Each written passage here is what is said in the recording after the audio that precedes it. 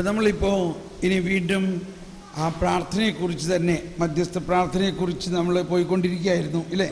നമ്മൾ മധ്യസ്ഥ പ്രാർത്ഥനയെക്കുറിച്ച് പറഞ്ഞപ്പോൾ എല്ലാവർക്കും ഉണ്ടായിരുന്നൊരു ചോദ്യം എന്താണ്, ഈ 24 മണിക്കൂർ ഇരുന്നിട്ട് അവിടെ എന്തുട്ടാ ചെയ്യുക അല്ലേ? അപ്പോൾ പ്രധാനമായിട്ട് ഒരുപാട് കാര്യങ്ങളുണ്ട് പ്രാർത്ഥനയിൽ. ആദ്യം ഒരു വിശുദ്ധീകരണം പ്രാർത്ഥന നടത്താം. നമ്മൾ തന്നെ മനസ്സിനെ വിശുദ്ധീകരിക്കുന്ന ആ വിശുദ്ധീകരണ പ്രാർത്ഥനയുടെ കടലാസ് കൊടുത്തിട്ടുണ്ടോ? നിങ്ങൾക്ക് കിട്ടിയോ? എന്നാൽ അത് തരും. ഇത് അങ്ങനെ ഒരു കടലാസുണ്ട്, വിശുദ്ധീകരണ പ്രാർത്ഥന എന്ന് പറഞ്ഞിട്ടുള്ളൊരു കടലാസുണ്ട്. വ്യക്തിപരമായ പ്രാർത്ഥന, കറക്റ്റ്. വ്യക്തിപരമായ പ്രാർത്ഥനയുടെ കടലാസ് കിട്ടിയില്ലേ?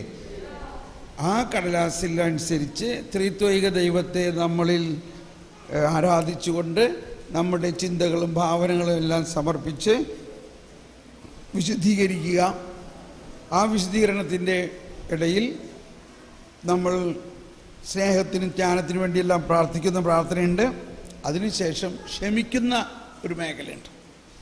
ആ ക്ഷമ കുറച്ച് സമയമെടുത്ത് ആരോടെങ്കിലും എല്ലാവരോടും ക്ഷമിക്കാനും അവരെ സ്നേഹിക്കുന്നതിനും വേണ്ടി ചെയ്യാം.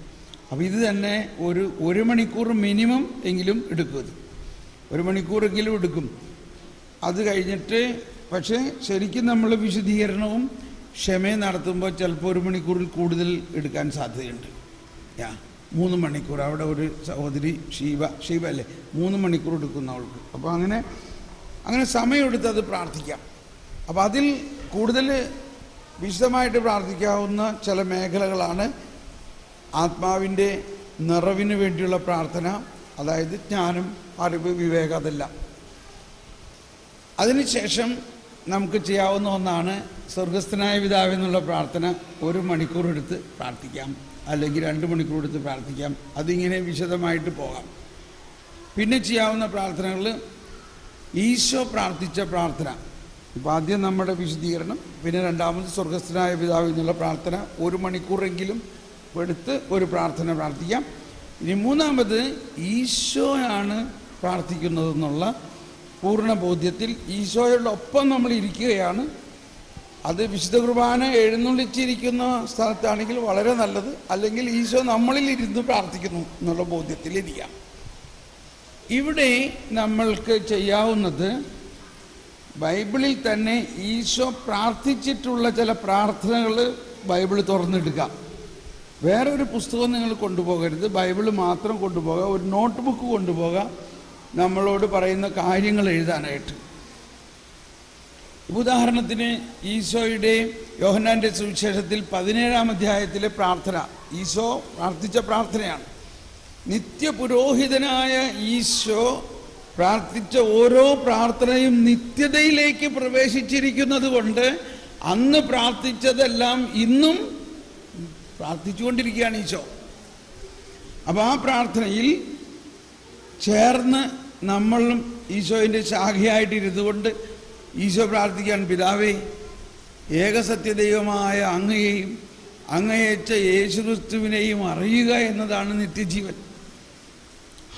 എന്നിട്ട് അവിടെ നിർത്തുക. എൻ്റെ ദൈവമേ, ആ അറിവല്ലേ ഇന്ന് എനിക്ക് വേണ്ടത്.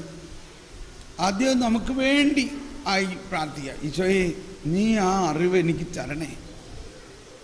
ആ പിതാവിനെക്കുറിച്ചുള്ള അറിവ്, യേശുവിനെക്കുറിച്ചുള്ള അറിവ്. അങ്ങനെ പ്രാർത്ഥിക്കുമ്പോൾ കുറേ കാര്യങ്ങൾ ഇങ്ങനെ ഈശോ ഇങ്ങോട്ട് പറയാൻ തുടങ്ങും, അല്ലെങ്കിൽ നമ്മുടെ മനസ്സിലേക്ക് വരും. പിന്നെ അടുത്ത സ്റ്റെപ്പ് എടുക്കാം. പിതാവേ, അങ്ങും നമ്മളും ഒന്നായിരിക്കുന്നത് പോലെ ഇവർ നമ്മളോട് ഒന്നായിരിക്കണമേ. കണ്ടോ ഈശോ പ്രാർത്ഥിച്ച പ്രാർത്ഥന? അതിനകത്ത് നമ്മൾ ഇൻക്ലൂഡഡ് ആണോ? നമ്മളതിനകത്തുണ്ടോ? ഉണ്ട്. അങ്ങനെ ഓരോ സെൻറ്റൻസ് നമ്മൾ എടുക്കുകയാണെങ്കിൽ അത് ഓരോ സെൻറ്റൻസും എടുത്തിട്ട് കുറച്ച് സമയം ഈശോ പ്രാർത്ഥിക്കുകയാണ് എന്ന് മനസ്സിലാക്കി, ഈശോയെ, അത് ഇപ്പോൾ എൻ്റെ അകത്ത് നീ പ്രാർത്ഥിച്ച് എനിക്ക് തരണം. എന്ത് തരണം? പിതാവേ, അങ്ങ് ഞാനും ഒന്നായിരിക്കുന്നത് പോലെ ഇവരും നമ്മളും ഒന്നായിരിക്കണം. ഈശോ പ്രാർത്ഥിക്കുകയാണ്. അങ്ങനെ കുറേ സമയം ചെലവഴിച്ച് കഴിയുമ്പോൾ സമയമായി. മനസ്സിലാവുന്നുണ്ടോ? അപ്പോൾ ആത്മാവ് നമ്മളിങ്ങനെ നയിക്കും. അപ്പോൾ ആദ്യത്തെ കുറേ സമയം മധ്യസ്ഥ പ്രാർത്ഥനയിലേക്കേ നോക്കരുത്.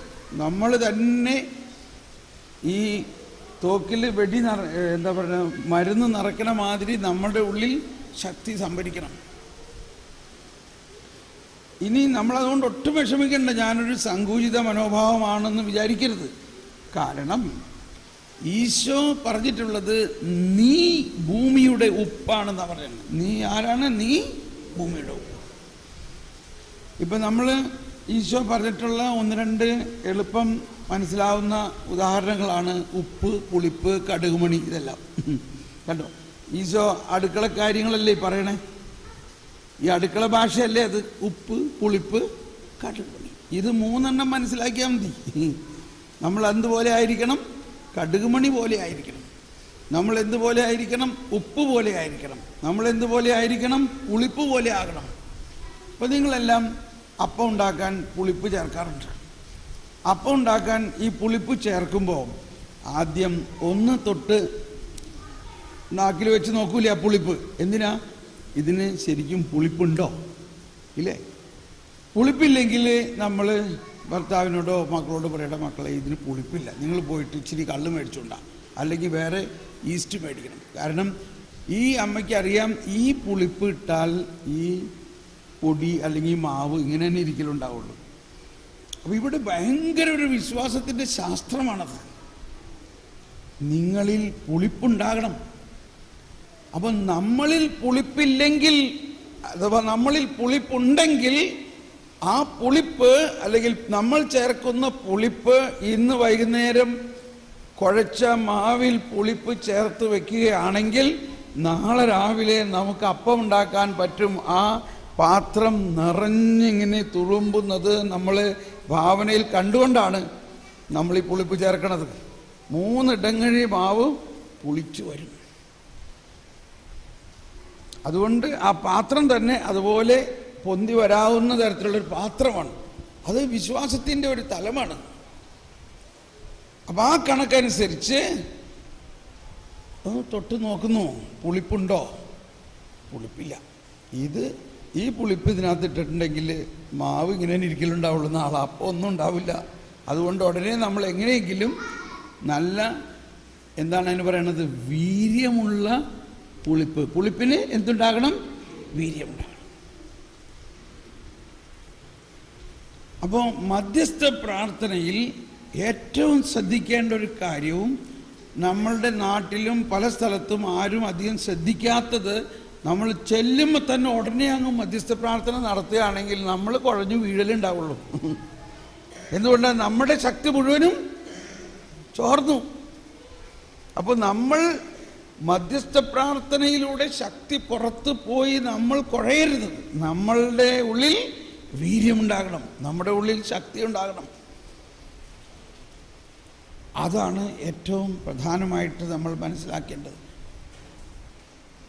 ഒരിക്കലൊരു സഹോദരി വന്ന് പറഞ്ഞു, ഞാൻ പറഞ്ഞു തോന്നുന്നു, മാതാവ് പറഞ്ഞു 33 കൊന്ത ചെല്ലാൻ, എന്നിട്ട് പറ്റണില്ല, ഞാനങ്ങ് തളർന്നു പോവുകയാണ്.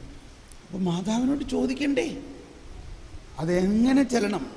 അപ്പോൾ ഞാൻ പറഞ്ഞു, ആദ്യം 1 കൊന്ത നിന്നിൽ ശക്തി നിറയാൻ വേണ്ടി പ്രാർത്ഥിക്കും, പിന്നെ 10 കൊന്ത മധ്യസ്ഥ പ്രാർത്ഥനയാവും, പിന്നെ 1 കൊന്ത നിനക്ക് വേണ്ടി. അയ്യോ, എനിക്ക് വേണ്ടി വേണോ? ഇവിടെയാണ് ജ്ഞാനം പ്രവർത്തിക്കേണ്ടത്.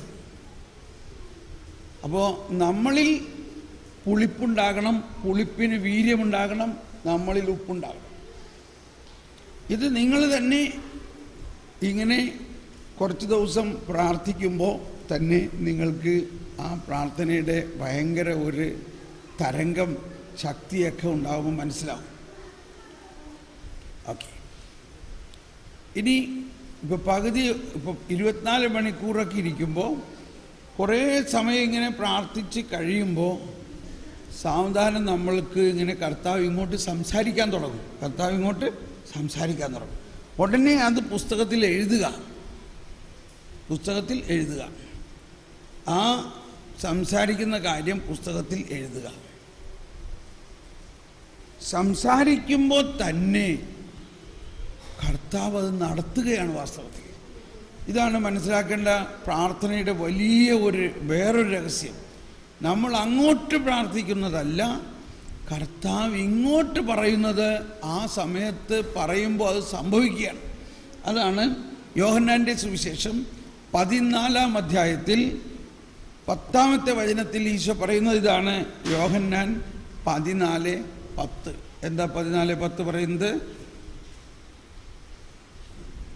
ഞാൻ നിങ്ങളോട് പറയുന്ന വാക്കുകൾ സ്വമേധയാ പറയുന്നതല്ല. വായിച്ചെല്ലാവരും. ഞാൻ നിങ്ങളോട് പറയുന്ന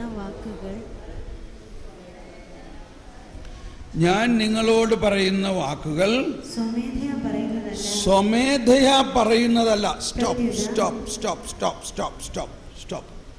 നിർത്തൂ. ഇപ്പൊ പെട്ടെന്ന് നമ്മൾക്ക് ചിന്ത എന്താ വരുന്നത്? ഞാൻ സ്വമേധയാ പറയുന്നതല്ല, എന്നിൽ വസിക്കുന്ന പിതാവ് പറയുന്നതാണെന്നാണ് നമുക്ക് ചിന്ത വരുന്നത്, ഇല്ലേ? പക്ഷെ എന്താ അവിടെ എഴുതിയിരിക്കുന്നത്? ഈ തുറന്ന് വായിച്ചേ.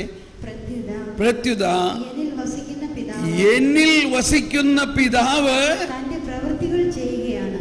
കണ്ടോ എന്താ പറയണേ? തൻ്റെ പ്രവൃത്തികൾ ചെയ്യുകയാണ്. ഒന്നെല്ലാവരും പറഞ്ഞേ. പ്രത്യുത എന്നിൽ വസിക്കുന്ന പിതാവ് തൻ്റെ പ്രവൃത്തി ചെയ്യുകയാണ്. പിതാവ് തൻ്റെ പ്രവൃത്തി നമ്മളിലൂടെ ചെയ്യാൻ പ്ലാനിട്ടിരിക്കുന്നു. അതെങ്ങനെ ആരംഭിക്കണത്? പിതാവ് പുത്രനിലൂടെ സംസാരിക്കുമ്പോൾ എന്ത് സംഭവിക്കുന്നു? ഈ പ്രവൃത്തി സംഭവിക്കുകയാണെന്ന്. ഇതിലും വലുത് ഇനി എന്താ വേണ്ടേ? ഇപ്പോൾ എന്നോട് പറയുകയാണ്, നീ ഇന്ന സ്ഥലത്ത് പോയി ഒരു ധ്യാനം നടത്തണം. ഞാൻ ഉടനെ എഴുതി വെച്ചു, പിതാവ് ഇങ്ങനെ പറയണം എന്ന് പറഞ്ഞാൽ ധ്യാനം ആരംഭിച്ചു കഴിഞ്ഞു. മനസ്സിലായോ? പിതാവ് പറഞ്ഞെങ്കിൽ അത് സംഭവിക്കും. എന്തുകൊണ്ട് സംഭവിക്കും? പിതാവ് പറഞ്ഞത് നടക്കും. അപ്പം ഇതാണ് നമുക്കുണ്ടാകേണ്ട പ്രധാന വിശ്വാസം. അപ്പോൾ ഇവിടെ ആണ് മധ്യസ്ഥ പ്രാർത്ഥനയുടെ വേറൊരു തലം. അതുകൊണ്ടാണ് മധ്യസ്ഥ പ്രാർത്ഥന എന്ന് നമ്മൾ പറയുന്നുണ്ടെങ്കിലും അത് ലിസണിങ് ആണ് കൂടുതൽ, നോട്ട് അവർ പ്രേ. നമ്മൾ അങ്ങോട്ട് പറയണതല്ല, ശ്രവണമാണ്. ഇത്രയും 3-4 മണിക്കൂർ 5-6 മണിക്കൂർ വ്യക്തിപരമായി പ്രാർത്ഥിച്ചിട്ട് പിന്നെ മിണ്ടാതിരുന്നിട്ട് കർത്താവേ സംസാരിക്കണേ. അങ്ങനെ സംസാരിക്കുമ്പോൾ പെട്ടെന്ന് നമുക്ക് ഒന്നും കേട്ടില്ലെന്ന് വരും. എന്തിനാ? നമ്മുടെ മനസ്സ് ഒരു ശാന്തതയിലേക്ക് വരണം. ആ ശാന്തതയിലേക്ക് വരുന്നതിന് നമ്മൾ എന്ത് ചെയ്യണം? കോണ്ടംപ്ലേഷനിലേക്ക് പോകണം. നമ്മൾ ഇന്നൊക്കെ പ്രാർത്ഥിച്ച ആ ധ്യാനയോഗ പ്രാർത്ഥന അല്ലെങ്കിൽ കോണ്ടംപ്ലേറ്റീവ് പ്രയറിൽ പോയിട്ട് ഇന്നർ യൂണിയൻ, ആന്തരികമായ ലയനത്തിൽ അങ്ങ് വരുമ്പോൾ ഭയങ്കര ഒരു ശാന്തതയിലേക്ക് വന്നിട്ട് അപ്പോഴാണ് ദൈവസ്വരം ശ്രവിക്കുന്നത്. അങ്ങനെ സ്വരം ശ്രവിക്കുന്നത് ഉടനെ എഴുതി വയ്ക്കുന്നതാണ് നല്ലത്. കാരണം അത് നമ്മൾ സ്വീകരിച്ചു എന്നതപ്പോൾ മനസ്സിലായി. അപ്പോൾ അടുത്തത് വീണ്ടും പറയും. നമ്മളത് സ്വീകരിക്കുന്നതിൻ്റെ ഒരു അടയാളമാണ് അത് എഴുതി. അതാണ് കർത്താവ് അരുളി ചെയ്ത കാര്യങ്ങൾ എഴുതി വച്ചിരുന്നു പണ്ട്.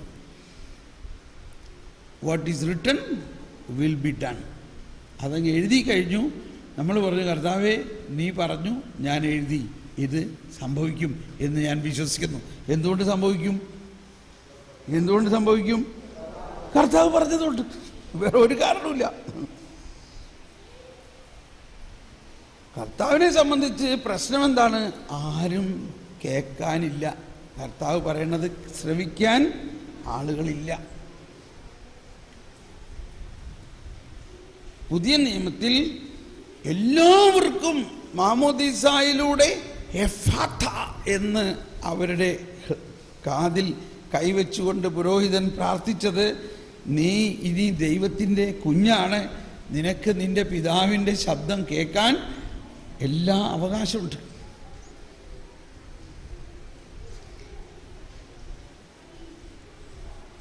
ഞാൻ സാധാരണ എൻ്റെ നോട്ട്ബുക്ക് കൊണ്ടുവരാറുള്ളതാണ്. എല്ലാ ദിവസവും ഞാൻ സ്വരം കേൾക്കും. എപ്പോഴും കേൾക്കും, പക്ഷെ രാവിലെ എഴുതി വയ്ക്കും. അത് എന്നിട്ട് ഇത് കണിശമായി എന്നോട് പറഞ്ഞിരിക്കുന്നൊരു കാര്യമാണ്, നീ ഇത് എഴുതി വയ്ക്കണം. അപ്പോൾ എൻ്റെ ഡയറികൾ ഇങ്ങനെ ഒരുപാട് വർഷത്തെ ഡയറികളുണ്ട്. അതിടയ്ക്ക് ഞാൻ സമയം കിട്ടുമ്പോൾ പഴയ ഡയറി എടുത്തൊന്ന് നോക്കും, വായിക്കും. എനിക്കങ്ങ് കോരി തെരിക്കുന്ന അനുഭവമാണ്. എന്നിട്ട് ഞാൻ വേറൊരു മഷി കൊണ്ട് അവിടെയൊക്കെ ടിക്ക് ടിക്ക് ടിക്ക്, എന്താ അതെല്ലാം പറഞ്ഞതെല്ലാം സംഭവിച്ചിരിക്കണു. എന്നിട്ട് അതിന് നന്ദി പറയണു. അങ്ങനെ അപ്പോൾ മധ്യസ്ഥ പ്രാർത്ഥന എന്ന് പറയുമ്പോൾ നമ്മൾ യേശുവാകുന്ന ഏകമധ്യസ്ഥനായ ആ മുന്തിരിച്ചെടിയുടെ ശാഖയാണ് നമ്മൾ. മുന്തിരിച്ചെടി വല്ലതും ചെയ്യുന്നുണ്ടോ? ശാഖ വല്ലതും ചെയ്യുന്നുണ്ടോ? ചെയ്യുന്നതെല്ലാം ആരാ? മുന്തിരിച്ചെടിയാണ് ചെയ്യണേ, തായ്തണ്ടാണ് ചെയ്യണത്. ശാഖ എന്ത് ചെയ്യണം? ശാഖ മുന്തിരിച്ചെടിയോട് ഒട്ടി ഇരുന്നാൽ മതി, ഒട്ടിയിരിക്കണം. ആ ഒട്ടിയിരിക്കുന്നതിനാണ് വിശ്വാസം, ഇന്നർ പ്രയർ, പലതരത്തിലുള്ള പ്രാർത്ഥനകൾ, വിശുദ്ധീകരണം, ദൈവനീതിയിലുള്ള വിശ്വാസം. പിശാചിനല്ല, ദൈവത്തിനാണ് സർവാധിപത്യം. പിശാചുക്കൾ നമ്മളെ കണ്ടാൽ ഓടി അകലണം. ഇപ്പം ഇന്ന് ആരാ മാനുവൽ പറഞ്ഞില്ലേ, കൊച്ചു ത്രേസ്യ പുണ്യവതിയുടെ അടുത്ത് പിശാച് പോകാറില്ല, കാരണം പിശാചിന് പണിയാവും എന്ന് പറഞ്ഞാൽ പിശാച് എന്തെങ്കിലും കൊച്ചു ത്രേസ്യയോട് പറഞ്ഞാൽ അതുപയോഗിച്ച് കൊച്ചു ത്രേസ്യ ആത്മാക്കളെ നേടും. പിശാച് കൊച്ചു ത്രേസ്യനെ പീഡിപ്പിക്കുകയാണെങ്കിൽ കൊച്ചു ത്രേസ്യ പറയും, കർത്താവ് ശമിച്ചായേ ആ വേദന ഞാൻ നിനക്ക് സമർപ്പിക്കുന്നു, അനേകം ആത്മാക്കളെ രക്ഷിക്കാൻ. ഷടാ, അപ്പോൾ പിശാച് തോറ്റില്ലേ? നമ്മൾ ഈ പിശാച് വലിയ ആളാണെന്ന് പറഞ്ഞുകൊണ്ട് അതിൻ്റെ പുറകെ നടക്കേണ്ട ആവശ്യമൊന്നുമില്ല. ആര് നടന്നോളൂ? അതിന് കർത്താവ് ചെയ്തോളൂ. കർത്താവ് പിശാചിനെ പരാജയപ്പെടുത്തി കഴിഞ്ഞു. നമ്മൾ എക്സസീവായിട്ടൊരു ബന്ധന പ്രാർത്ഥനയ്ക്കൊന്നും പോകേണ്ട ആവശ്യമില്ല. കർത്താവ് പറയുകയാണെങ്കിൽ മാത്രം ചെയ്താൽ മതി. ഇപ്പോൾ നമ്മളുടെ മുമ്പിലേക്ക് ഒരു അശുദ്ധാത്മാവിനെ കാണിച്ചു തരികയാണ്, എന്നിട്ട് പറയാണ്, നീ ഇന്നിൻ്റെ മാതിരി പ്രാർത്ഥിച്ച് ഈ അശുദ്ധാത്മാവിനെ ഒഴിവാക്കുക. അപ്പോൾ ചെയ്തോ. നമ്മൾ മനസ്സിലാക്കേണ്ടത്, ദൈവം സകല അശുദ്ധാത്മാക്കളെയും പരാജയപ്പെടുത്തി കഴിഞ്ഞിരിക്കുന്നു. അതിനൊന്നും ഒരു ശക്തിയില്ല. ഇനി ആരെങ്കിലും ഇപ്പോൾ പറയുകയാണത് അവൻ്റെ എന്നെ പേരിൽ എങ്ങനെ ചെയ്യണം, അവരിങ്ങനെ ചെയ്ത് ഇങ്ങനെ ചെയ്യണമെന്നൊക്കെ പറഞ്ഞാൽ നമ്മളതിൽ വിശ്വസിക്കേണ്ടത്, എൻ്റെ അകത്ത് കർത്താവുണ്ട്, എന്നെ ഒന്നിനും തൊടാൻ പറ്റില്ല. ആരെന്തെല്ലാം പിശാചിനെ എൻ്റെ അടുത്തേക്ക് അയച്ചാലും ഒന്നും ചെയ്യാൻ പറ്റില്ല. ഞാൻ സാധാരണ പറയാറുള്ളൊരു ഉദാഹരണം, ഞാൻ ജർമ്മനിയിൽ ആദ്യകാലങ്ങളിലൊക്കെ പോയപ്പോൾ നമ്മുടെ ഒരു മലയാളി അച്ഛൻ നടത്തുന്ന ഒരു പാരിഷിലേക്ക് ഒരു ധ്യാനത്തിന് എന്നെ വിളിച്ചു. ഞാൻ ചെന്നപ്പോൾ രാത്രി ഒരുപാട് ലേറ്റായി. അപ്പോൾ അച്ഛൻ പറഞ്ഞു, നീ ഇത്ര ലേറ്റ് ആവുമെന്ന്. ഞാൻ ലേറ്റായപ്പോൾ നാളെ വരുള്ളൂ എന്ന് അയച്ചു. മുറികളൊക്കെ ആളുകൾ കൊടുത്തു അയച്ചു. ഞാൻ പറഞ്ഞു, അത് കുഴപ്പമില്ല അച്ഛോ, ഞാനിവിടെ ഈ സോഫയമ എവിടെയെങ്കിലും കിടന്നോളാം. ഇല്ലില്ല, നീ ധ്യാനഗുരുവല്ലേ, നിന്നെ അങ്ങനെ കിടത്താൻ പറ്റില്ല, നിനക്കൊരു മുറി തന്നെ വരണം. ഞാൻ പറഞ്ഞു, അച്ഛൻ പറഞ്ഞു, ഒരു മുറിയുണ്ട്, പക്ഷെ അവിടെ ആരും കിടക്കാറില്ല. കാരണം പിശാച് പാതിരയാകുമ്പോൾ അവിടെ വന്നു അവർ ഓടിച്ചാടി പുറത്ത് വരും. അപ്പോൾ ഞാൻ പറഞ്ഞു, പ്രൈസ് ദ ലോർഡ്, എന്നാൽ ആ മുറി എനിക്ക് തന്നേരെ. അയ്യോ, പിശാച് രാത്രി വരും. എൻ്റെ അച്ഛൻ ഇവിടുത്തെ വികാരി അച്ഛനായിട്ട് ഇങ്ങനെ പറയാണോ?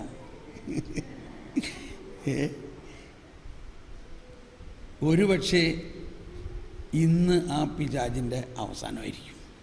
അതിനു വേണ്ടിയാണ്. അതുകൊണ്ട് എനിക്ക് ആ മുറി തന്നെ തന്നാൽ മതി. ഞാൻ ആ മുറിയിൽ കിടന്നു. എൻ്റെ അടുത്ത് ആരും വന്നില്ല. എന്തുകൊണ്ട്? പിശാചിനറിയാം ഇവൻ്റെ അടുത്ത് പോയിട്ട് പ്രയോജനമില്ല. അപ്പം അങ്ങനെ നമ്മുടെ ഉള്ളിൽ ദൈവം വസിക്കുന്നു, നമ്മൾ ദൈവത്തിൻ്റെ ശക്തി കൊണ്ട് നിറഞ്ഞിരിക്കുന്നു. നമ്മളുടെ അടുത്ത് ഏത് പിശാച് വരും?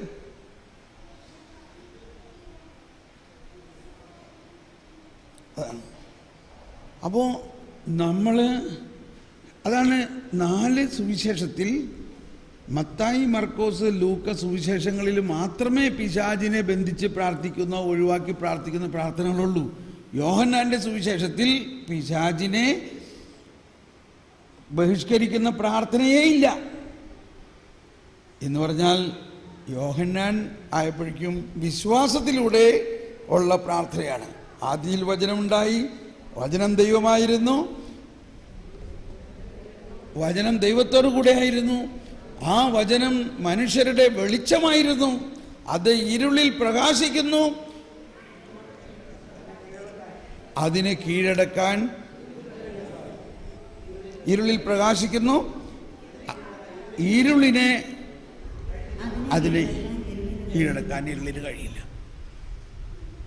അപ്പോൾ വചനം നമ്മൾ ഹൃദയത്തിലുണ്ടെങ്കിൽ, വചനം നമ്മൾ പറയുമ്പോൾ പിശാച് താനെ പോകുന്നു. അപ്പോൾ നമ്മളിങ്ങനെ വിചാരിക്കണം, ദൈവത്തിൻ്റെ സർവാധിപത്യത്തിൻ്റെ കീഴിലാണ് നമ്മൾ, ദൈവവുമായിട്ട് ബന്ധപ്പെട്ടിട്ടാണ് നമ്മൾ. ദൈവം പറയാതെ, അനുവദിക്കാതെ ഒരു പിശാചിനും നമ്മളൊന്നും ചെയ്യാൻ പറ്റില്ല. പക്ഷെ എന്നിരുന്നാലും ദൈവം നമ്മൾക്ക് പിശാചിൻ്റെ മേലെ അധികാരം തന്നിട്ടുണ്ട്. അധികാരം തന്നിട്ടുണ്ട് എന്ന് പറഞ്ഞിട്ട് ഒച്ചയും ബഹളം ഉണ്ടാക്കിയതുകൊണ്ടൊന്നും പിശാച് പോകുന്നില്ല. എന്ത് വേണം? വിശ്വസിക്കണം. എന്ത് വിശ്വസിക്കണം? പിശാച് പരാജയപ്പെട്ട സൃഷ്ടിയാണെന്ന് വിശ്വസിക്കുകയും ദൈവം സ്വർഗം മുഴുവനും സർവാധിപനായി ഉയർത്തെഴുന്നേറ്റ്, ശരീരത്തോടെ ഉയർത്തെഴുന്നേറ്റ എന്തോ ഒരു വലിയ ശക്തിയാണ് ദൈവം. ആ ശക്തിയുടെ മുമ്പിൽ പിശാച് കാറ്റിൽ പറത്തുന്ന ധൂളി പോലെ വയെ പൊടിച്ചു, തെരുവിലെ ചെളി പോലെ കോരിക്കളഞ്ഞു. ധൂളി പോലെ ഞാനവയെ പൊടിച്ചു, തെരുവിലെ ചെളി പോലെ കോരിക്കളഞ്ഞു. സങ്കീർത്തനം 18. അതിൻ്റെ ആദ്യത്തെ 2 വരി ഒന്ന് പാടിയോ? അപ്പം നോക്കിക്കോ കർത്താവ് ആരാണെന്ന്. സങ്കീർത്തനം 18 ആദ്യത്തെ 2 വരി ഒന്ന് പാടിയേ, 4 വരി ഒന്ന് പാടിയേ.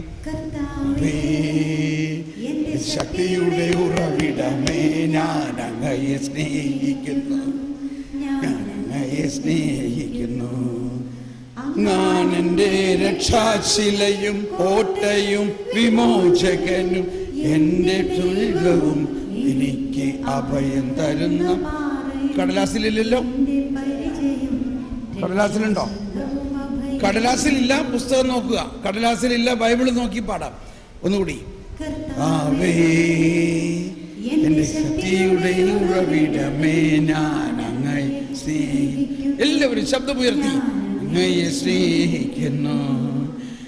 ഞാൻ എൻ്റെ രക്ഷാശിലയും കോട്ടയും വിമോചകനും, എൻ്റെ ദൈവവും എനിക്ക് അഭയം തരുന്ന പാറയും, എൻ്റെ പരിചയം രക്ഷാശിലയും കേന്ദ്രവും. ഇതിൽ കൂടുതൽ എന്ത് വേണം? അപ്പോൾ ഇതും നമ്മൾ മധ്യസ്ഥ പ്രാർത്ഥനകൾക്ക് ഉപയോഗിക്കാവുന്നതാണ്. ഈ സങ്കീർത്തനങ്ങൾ പാടി പ്രാർത്ഥിക്കുമ്പോൾ യേശുവിനോടൊപ്പം നമ്മൾ പ്രാർത്ഥിക്കുകയാണ്. ഒന്നുകൂടി പാടിയേ ഈ സങ്കീർത്തനം 18. എൻ്റെ ശക്തിയുടെ ഉറവിടമേ, ഞാൻ അങ്ങയെ സ്നേഹിക്കുന്നു, ഞാൻ അങ്ങയെ സ്നേഹിക്കുന്നു. ഞാൻ എൻ്റെ രക്ഷാശിലയും കോട്ടയും വിമോചകനും, എൻ്റെ ദൈവവും എനിക്ക് അഭയം തരുന്ന പാറയും, എൻ്റെ ദൈവവും ശാശ്വതവും അഭയ കേന്ദ്രവും. കണ്ടോ എന്തോരം വിശേഷണങ്ങളാണ് ദൈവത്തെക്കുറിച്ച് ഇവിടെ പറയുന്നത്. ഇങ്ങനെയുള്ള ഈ ശക്തി കേന്ദ്രത്തെ, ഈ പാറയെ നമ്മൾ എന്താ വിചാരിച്ചേക്കണേ? ഇപ്പം നമ്മുടെ ഒരു കൊച്ച് മുറ്റത്ത് കളിച്ചുകൊണ്ടിരിക്കുകയാണ്. ആ കുട്ടിയെ കടിക്കാൻ ഒരു പട്ടി ഓടി വരണം. അതിൻ്റെ അമ്മ അവിടെ വന്ന് നോക്കുകയാണ്. അമ്മ നോക്കി നിൽക്കുകയാണ്. അമ്മ എന്ത് ചെയ്യണം? ഇപ്പോൾ ആ കൊച്ച് സംരക്ഷണ പ്രാർത്ഥന എടുത്തിട്ടില്ല, അതുകൊണ്ട് അവനെ ഇപ്പം രക്ഷിക്കേണ്ടെന്ന് പറഞ്ഞിരിക്കുമോ? എന്താ അമ്മമാരൊന്ന് പറഞ്ഞ്, അവിടെ ഇരിക്കുന്ന കോർണറിലിരിക്കുന്ന അമ്മ ഒന്ന് പറഞ്ഞ്, കൊച്ച് പട്ടി കടിക്കാൻ വരണം, അവൻ സംരക്ഷണ പ്രാർത്ഥന ഒന്നും എടുത്തിട്ടില്ല, എന്ത് ചെയ്യും നീ പറയ്? ഓടിച്ചെന്ന് കൊച്ചിനെ വാരിയെടുക്കുമോ? അതാണ് ദൈവം. അപ്പോൾ നമ്മൾ ഒരുപാട് സംരക്ഷണ പ്രാർത്ഥന എടുക്കുമ്പോൾ തന്നെ അതിൻ്റെ അർത്ഥം നമുക്ക് ദൈവത്തിൽ വിശ്വാസമില്ലെന്ന് അർത്ഥം. ക്ഷമിക്കണേ കേട്ടോ, ഇതൊക്കെ എൻ്റെ പഴയ അവസ്ഥകളാണ് ഞാനീ പറയുന്നത്. പണ്ട് ഞാനും തിരുരക്തം തെളിക്കണേ. അപ്പോൾ ചില മധ്യസ്ഥ പ്രാർത്ഥനയിൽ പോയി കഴിഞ്ഞാൽ, അയ്യോ ധ്യാനഗുരു പോകുന്നു, സംരക്ഷണം കൊടുക്കണേ, ഫ്ലൈറ്റിൽ സംരക്ഷണം കൊടുക്കണേ, ട്രെയിനിൽ സംരക്ഷണം കൊടുക്കണേ, എന്തെല്ലാം സംരക്ഷണങ്ങളെടുക്കണേ, എന്നോട് ക്ഷമിക്കണേ. അതിൻ്റെ അർത്ഥം എന്താ? ഈ കർത്താവിനെ നമ്മളങ്ങ് ചെറുതാക്കി കാണുക എന്നല്ലേ ചെയ്യണത്. കർത്താവിനെ നമ്മൾ എന്ത് മനസ്സിലാക്കിയിരിക്കുന്നു? പറയും. ഇതെല്ലാം വിശ്വാസത്തിൻ്റെ ശുഷ്കിച്ച അവസ്ഥയാണ്. മറിച്ച് വിശ്വാസത്തിൻ്റെ കരുത്തുള്ള അവസ്ഥയിൽ എൻ്റെ ശക്തി കേന്ദ്രമായ കർത്താവ് എൻ്റെ കൂടെയുണ്ട്. ആ കർത്താവ് എന്നെ പരിപാലിക്കും. അതാണ് നല്ല ഇടയൻ്റെ 23-ാം സങ്കീർത്തനം ഒന്ന് പാടിയ. 23-ാം സങ്കീർത്തനം പാടാൻ പറ്റില്ല, ഒന്ന് പറഞ്ഞു തന്ന 23-ാം സങ്കീർത്തനം. അല്ലെങ്കിൽ ഞാനത് ഹിന്ദിയിൽ പാടാം. യേശു ഹെ സച്ച ഗഡരിയാ ഹം ഉസ്കെ ബേഡേ ഹേ. യേശുവാണ് എൻ്റെ ഇടയൻ, അല്ലെങ്കിൽ കർത്താവാണ് എൻ്റെ ഇടയൻ. ഇനി അടുത്തത് എന്താ? എനിക്ക് ഒന്നിനും കുറവുണ്ടാകുകയില്ല. എന്നെ പച്ചയായ പുൽത്തകടിയിലേക്ക് घाटी पहाड़ियों में ले चलता है, जहां पर सुखदाई जल की झरना बहती है. यीशु है सच्चा गडरिया, उसके हम बेड़े हैं. हरी चराइयों में, പച്ച പുൽത്തകടിയിൽ, ഹരി ചരായോ മേ ഹമേ ചരാത്താ. അപ്പോൾ നമ്മുടെ ഇടയനാണ് ദൈവം യേശു. യേശു നമ്മൾ എന്തെല്ലാം തരത്തിൽ പോയാലും യേശുവിൻ്റെ തോളിലാണ് നമ്മൾ. ഒരു അന്ധകാര ശക്തിക്കും നമ്മളെ തൊടാൻ പറ്റില്ല എന്ന് വിശ്വസിക്കുന്നതാണ് ഒരു ക്രിസ്ത്യാനിയുടെ വിശ്വാസം. അതിന് പകരം നമ്മൾ ഒരുപാട് സംരക്ഷണ പ്രാർത്ഥനകളും പ്രൊട്ടക്ഷനും ഒക്കെ പറയുകയാണെങ്കിൽ അതിൻ്റെ അർത്ഥം എന്താ? ഈ കർത്താവ് ഈശോ മിശിഹ ഇത്രയും നമ്മളിൽ വസിച്ചിട്ടും നമുക്ക് ആ യേശുവിൻ്റെ പരിപാലനയിൽ നമുക്ക് വിശ്വാസമില്ല എന്നുള്ളതാണ്. അതുകൊണ്ട് ഞാൻ ഈ ഇടയ്ക്ക് ഒരു പ്രൊട്ടക്ഷൻ പ്രാർത്ഥനയും ചെയ്യാറില്ല. പണ്ട് തിരുരക്തം തെളിക്കണമെന്നൊക്കെ പ്രാർത്ഥിച്ചുകൊണ്ടിരിക്കുമ്പോഴാണ് കർത്താവ് പറഞ്ഞത്, നീ എല്ലാ ദിവസവും തിരുരക്തം പാനം ചെയ്യുകയും എൻ്റെ ശരീരവും ഭക്ഷിക്കുകയും ചെയ്യുന്ന നിൻ്റെ മേൽ ഇനി തെളിക്കേണ്ട ആവശ്യമുണ്ടോ? അപ്പോൾ ഈ തെളിക്കുക എന്നുള്ള വാക്ക് എവിടെ നിന്നുണ്ടായതാ? പുതിയ നിയമത്തിലുണ്ടോ തെളിക്കുക എന്നുള്ള വാക്ക്? പുതിയ നിയമത്തിലില്ല. പുതിയ നിയമത്തിൽ എന്താണ് പറയുന്നത്? ഞാൻ എൻ്റെ രക്തം നിനക്ക് പാനം ചെയ്യാതല്ലിരിക്കാം. അപ്പോൾ ചില പ്രൊട്ടസ്റ്റന്റ് സഭകളിൽ അവർക്ക് ഈശോയുടെ വിശുദ്ധ കുർബാനയുടെ സാക്രമെൻ്റ് ഇല്ലല്ലോ, അതുകൊണ്ട് അവർ പാനം ചെയ്യുന്നില്ല. അപ്പോൾ പഴയ നിയമത്തിൽ ആട്ടുകുഞ്ഞിൻ്റെ രക്തം തെളിച്ചിരുന്നു. അങ്ങനെ തെളിച്ചമാതിരി യേശുവിൻ്റെ രക്തം തെളിക്കണോ? എന്തോരം ഇപ്പം ആലോചിക്കുമ്പോൾ നമ്മൾ എന്താ ഈ പ്രാർത്ഥിച്ച് കൂട്ടണേ നമ്മൾ? യേശുവിൻ്റെ തിരുരക്തം അങ്ങനെ തെളിക്കാൻ വേണ്ടിയാണോ തന്നേക്കണത്? അപ്പം എന്താ തിരുരക്തം എന്ന് പറഞ്ഞാൽ തന്നെ അർത്ഥം? തിരുരക്തം എന്ന് പറഞ്ഞാൽ തന്നെയുള്ള അർത്ഥം യേശുവിൻ്റെ ജീവൻ നമുക്ക് തന്നിരിക്കണം. ആ ജീവൻ നമ്മളുമായിട്ട് ഒന്നായി കഴിഞ്ഞിരിക്കുന്നു. ഇനി എൻ്റെ ജീവനും യേശുവിൻ്റെ ജീവനും തമ്മിൽ അകറ്റാൻ പറ്റാത്ത രീതിയിൽ. അതാണ് ഇവിടെ കുർബാനയിൽ ഒരു തുള്ളി വെള്ളം ആ വീഞ്ഞിൽ ഒഴിക്കണം.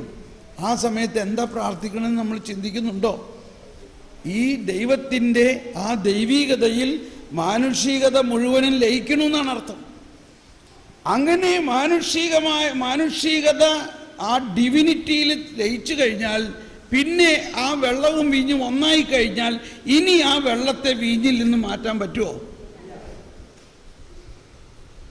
പറ്റില്ല. അത്തരത്തിലുള്ള ഒരു വരുന്നു. ആ റോമർ 8 അത് തന്നെ എന്തോ റോമർ 8 അവസാനം പറയുന്നത് നമ്മളൊരു പ്രാവശ്യം പറഞ്ഞതാണ്. ഈ അന്ധകാര ശക്തികളുടെ നേരെയുള്ള നമ്മുടെ ഭയം അകറ്റാൻ വേണ്ടി ഇതൊന്നും കൂടി ക്രിസ്തുവിൻ്റെ സ്നേഹത്തിൽ നിന്ന് 8:35 ക്രിസ്തുവിൻ്റെ സ്നേഹത്തിൽ നിന്ന് എല്ലാവരും ഏറ്റു പറഞ്ഞുകൊണ്ട് ആര് നമ്മെ വേർപെടുത്തും? ക്ലേശമോ, ദുരിതമോ, പീഡനമോ, പട്ടിണിയോ, നഗ്നതയോ, ആപത്തോ, വാളോ, ഇങ്ങനെ എഴുതപ്പെട്ടിരിക്കുന്നു, നിന്നെ പ്രതി ഞങ്ങൾ ദിവസം മുഴുവൻ വധിക്കപ്പെടുന്നു, കൊലയ്ക്കുള്ള ആടുകളെ പോലെ കരുതപ്പെടുകയും ചെയ്യുന്നു. നമ്മെ സ്നേഹിച്ചവൻ മുഖാന്തിരം ഇവയിലെല്ലാം പൂർണ്ണ വിജയം വരിക്കുന്നു. എന്തെന്നാൽ ശ്രദ്ധിക്കണം, ഇനി വായിക്കാൻ പോകുന്നത് ശ്രദ്ധിക്കണം. ഇത് നിങ്ങൾ വ്യക്തിപരമായിട്ട് എടുക്കുക. നിങ്ങൾക്ക് എന്തെങ്കിലും ഭയമുണ്ടോ? ആരെങ്കിലും നിങ്ങളെ കൂടോത്രം ചെയ്യുന്നുണ്ടെന്നോ, നിങ്ങളെ പീഡിപ്പിക്കുന്നുണ്ടെന്നോ, നിങ്ങളുടെ മേലെ ശത്രു എന്ത് ഭയമുണ്ടെങ്കിൽ ഇപ്പോൾ അതിനെ കണക്കിലെടുത്തുകൊണ്ട് ഇങ്ങനെ പ്രാർത്ഥിക്കാം. എന്തെന്നാൽ മരണത്തിനോ ജീവനോ ദൂതന്മാർക്കോ അധികാരികൾക്കോ ഇക്കാലത്തുള്ളവയ്ക്കോ വരാനിരിക്കുന്നവയ്ക്കോ ശക്തികൾക്കോ ഉയരത്തിനോ ആഴത്തിനോ മറ്റേതെങ്കിലും സൃഷ്ടിക്കോ നമ്മുടെ കർത്താവായ യേശുക്രിസ്തുവിലൂടെയുള്ള ദൈവസ്നേഹത്തിൽ നിന്ന് നമ്മെ വേർപെടുത്താൻ കഴിയുകയില്ല എന്നെനിക്ക് ഉറപ്പുണ്ട്. ഹല്ലേലൂയ, ഹല്ലേലൂയ. ഉറപ്പുണ്ടോ? എത്ര പേർക്ക് ആ ഉറപ്പുണ്ട്? അവരൊന്ന് കരമുയർത്തുക മാത്രമല്ല, അവർ ആ ഉറപ്പിനെ ഒന്ന് എഴുന്നേറ്റ് നിന്നുകൊണ്ടൊന്ന് ഉറപ്പിച്ചേ. ഒരു ശക്തിക്കും, എത്ര വലിയ പിശാചിനും എന്നെ ഒന്നും ചെയ്യാൻ പറ്റില്ല. അച്ഛൻ വന്നോ? കുർബാനയ്ക്ക് റെഡിയാണോ? ഓക്കെ. എന്നാൽ എല്ലാവരും ഒരിക്കൽ കൂടി ആ ഉറപ്പോടുകൂടി സ്തുതിക്കുകയും ആ ഉറപ്പോടുകൂടി ഈ വിശുദ്ധ ബലിയിൽ പങ്കിടുകയും നമ്മൾക്ക് വിശ്വാസം വളരണം. നമ്മൾക്കുള്ള എല്ലാ അന്ധവിശ്വാസങ്ങളും പോട്ടെ. ഒരു പിശാചിനും നിങ്ങളുടെ വീട് ആ സർപ്പക്കാവിൻ്റെ അടുത്തല്ലേ, അതുകൊണ്ടാണ് ഈ പ്രശ്നമൊക്കെ. നിങ്ങളുടെ വീട്ടിലുള്ളവൻ ആരാ? നിങ്ങൾ ആരാ? ദൈവമക്കളാണ്. ഈ ദൈവമക്കൾക്ക് ചുറ്റും 10,000 സർപ്പം വന്നാലും വല്ലതും ചെയ്യാൻ പറ്റുമോ നിങ്ങളെ? നിങ്ങൾ വിശ്വസിക്കുന്നുവോ?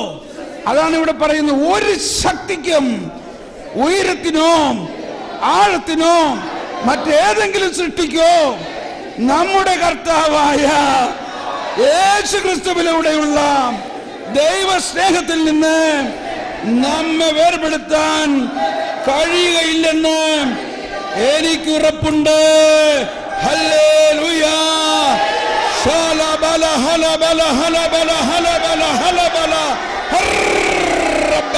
യേശുവിന്റെ നാമത്തിൽ എല്ലാ ഭയവും പോകട്ടെ.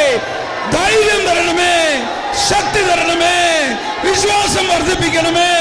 എന്റെ വിശ്വാസം വർദ്ധിപ്പിക്കണമേ, എന്റെ വിശ്വാസം വർദ്ധിപ്പിക്കണമേ.